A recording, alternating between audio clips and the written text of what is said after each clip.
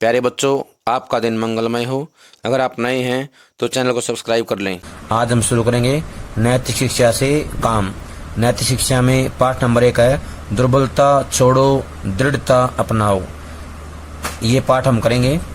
इसमें गीता का अध्याय 2 से 3 श्लोक लिया गया है। पहले हम श्लोक पढ़ेंगे। कलैब्यम मा समगमः पार्थ नैतत्व युयुपपद्यते शूद्रम हृदय दौर्बल्यम त्यक्तवोत्तिष्ठ परंतप। ये है हमारा श्लोक। कैलब्यम इसका मतलब होता है नपुंसक। कैलब्यम क्या होता है? नपुंसक। माँ सम होता है मत, गमय होता है प्राप्त हो गई। पार्थ अर्जुन के लिए प्रयोग किया गया है। हे पृथा पुत्र या अर्जुन। न का मतलब होता है कभी नहीं, ये संधि शब्द है। न एतत् तवई उपपद्यते, इसका जो है ये संधि शब्द है। न का मतलब होता है कभी नहीं। एतत् होता है यह। तवई तवई होता है तुम्हें। उपपद्यते होता है शोभा देता है। शूद्रम शूद्रम होता है तुच्छ। दौर्बल्यम दौर्बल्यम होता है दुर्बलता। क्या होता है? दुर्बलता। हृदय होता है मन। त्यक्तवा त्यक्ता होता है त्याग कर। क्या होता है? त्याग कर। उत्तिष्ठ होता है खड़ा हो जा। उत्तिष्ठ खड़ा हो जा। परंतप परंतप होता है हे शत्रुओं का दमन करने वाले। अर्जुन अर्जुन के लिए प्रयोग किया गया है। अर्जुन जो है शत्रुओं का दमन करने वाले थे, नाश करने वाले थे। अब हम इन सभी शब्दार्थों को जोड़ करके इसका अर्थ जो है बनाएंगे और यह अर्थ हमें याद रखना है।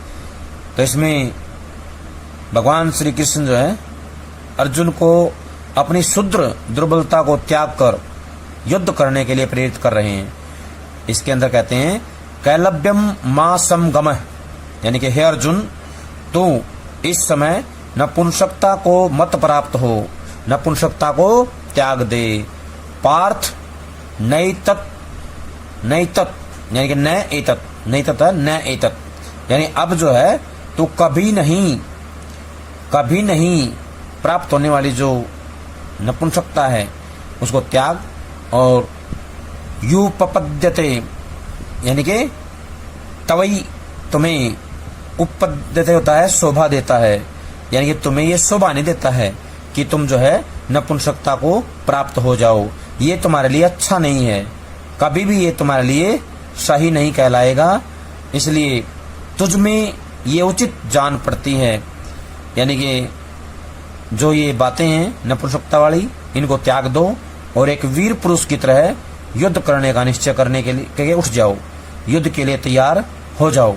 शूद्रम हृदय दौर्बल्यम, जो तुम्हारे मन में ये जो शुद्र भावना आ गई है, तुच्छ भावना आ गई है, तुम्हारा मन अभी जो है विचलित हो गया है, दुर्बलता को प्राप्त हो गया है। त्यक्तवा होता त्याग दो, उत्तिष्ठ होता खड़े हो जाओ। तुम इस हृदय की दुर्बलता को त्याग करके खड़े हो जाओ। परंतप होता है शत्रुओं का दमन करने वाले, शत्रुओं को मार देने वाले, हरा देने वाले। हे अर्जुन तुम जो है अपने हृदय की इस दुर्बलता को त्याग दो और युद्ध के लिए खड़े हो जाओ।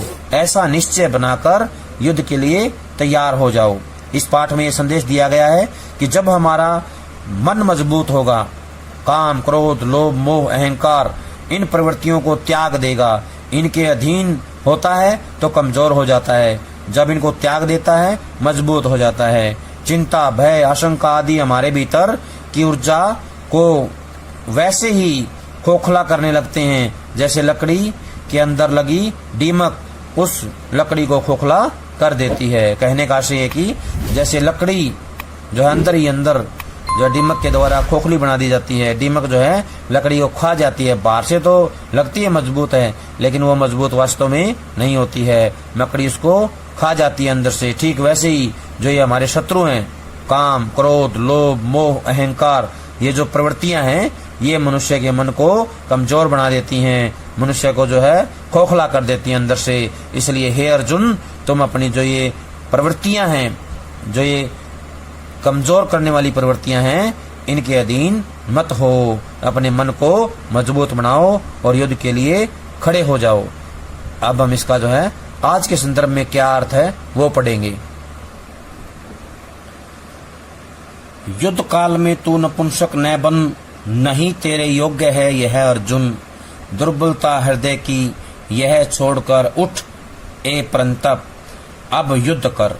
इन पंक्तियों के माध्यम से ये बताने का प्रयास किया गया है, कहा गया है कि अब युद्ध का समय आ गया है, तो ये जो कमजोरी है, नपुंसकता है, उसको त्याग दे, और ये तेरे लिए बिल्कुल भी उचित नहीं है, योग्य नहीं है।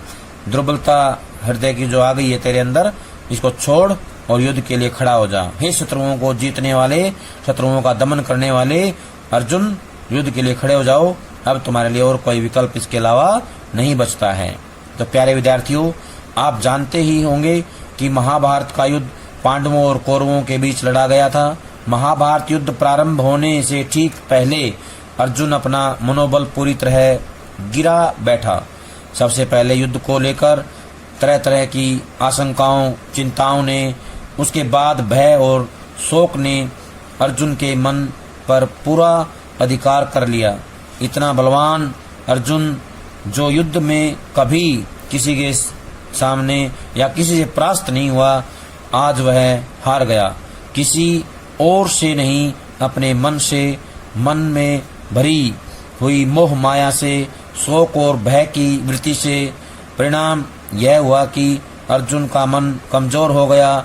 कमजोर मन हो जाने के कारण उसका शरीर भी लड़खड़ाने लगा। अर्जुन निराश, उदास और हताश होकर रथ के पिछले भाग में जा बैठा।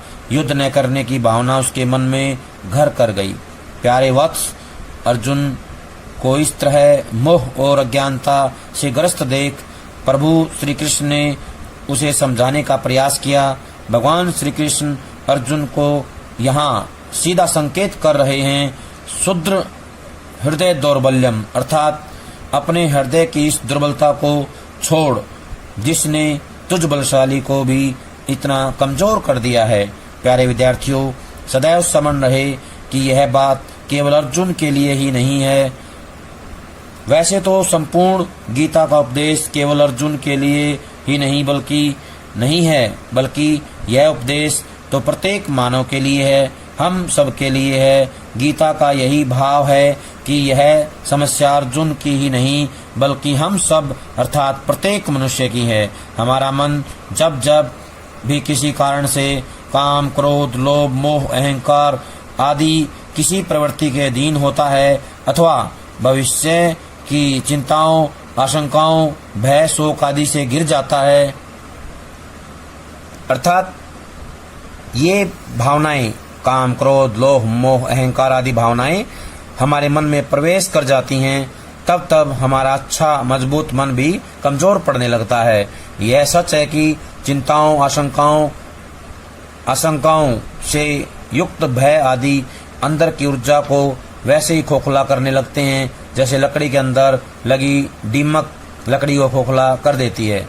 प्यारे बच्चों, अभी तो आप युवा हो, बचपन की दहलीज को लांघकर यौवन के आंगन में आए हो। वर्तमान में आप जैसे बच्चों के बचपन और यौवन में ही लड़खड़ाया हुआ मनोबल को देख कर और उसके फलस्वरूप मुरझाया हुआ चेहरा देखकर बहुत आश्चर्य एवं वेदना होती है।